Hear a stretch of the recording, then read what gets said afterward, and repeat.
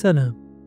شحال من مرة لقيتي راسك ما قدرتش تجاوب على شي موقف محرج، ولا تمنيتي كون كان بإمكانك تقول شي حاجة تخلي داك الشخص المستفز يندم؟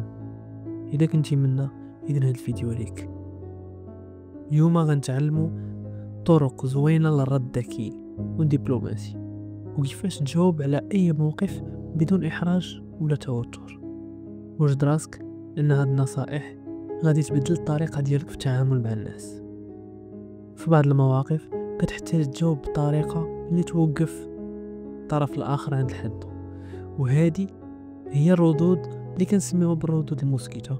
وباش تطبقها خاصك تتبع واحد المراحل، دي منها الهدوء، وهي إذا حاول شي شخص يستفزك توقع أنه كينتظر منك تنفعل، ولكن المفاجأة الكبرى بالنسبة ليه هي الهدوء ديالك.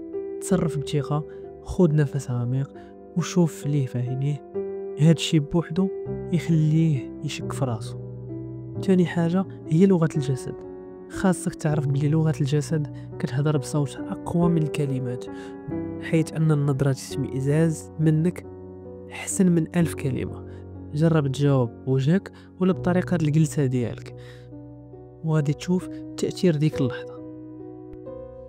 وبعض المرات كيكون سكات هو أحسن رد. تخيل مثلا شي واحد قال لك شي تعليق سخيف، ولا حنا كما كنقولوا تعليق حامض، غادي تبتسم بكل هدوء وتكمل داكشي اللي كنتي كدير بحال ما وقع والو. هادشي كيبين انك كبر من انك تزار التفاهه ديالو. وندوزو للردود الدبلوماسيه. ماشي كل موقف كيحتاج لردود الحاده، بعض المرات كتحتاج لواحد اللمسه من الذكاء والدبلوماسيه باش تفادى الصداع، خصوصا مع شي ناس بحال المدير ديالك في الخدمه ولا الناس الكبار في السن. فاش يحاول شي واحد يحرجك فيقدر يكون احسن جواب هو ما تجاوبش، ولكن ماشي بطريقه تبين الضعف ديالك. ابتسم بحال كتقول ليه ان محاوله الاستفزاز ديالك ما صدقاتش، اولا ترد عليه بطريقه ساخره تبين ليه انك واثق من نفسك. بحال هذا الموقف وقع بين برنارد شو ووزير بريطاني. الوزير قال لبرنارد شو اللي شافك يقول بريطانيا كتعاني من أزمة غذائية، جاوبو واللي شافك غيعرف سبب الأزمة. بحال هاد الردود القصيرة كتخليك تسكت داك الشخص بلا ما تبين ليه أنه كاين مشكل.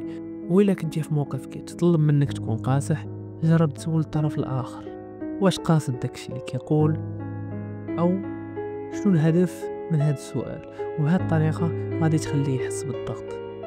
وهادو بعض النصائح في المواقف اللي كيوقعوا لنا يوميا.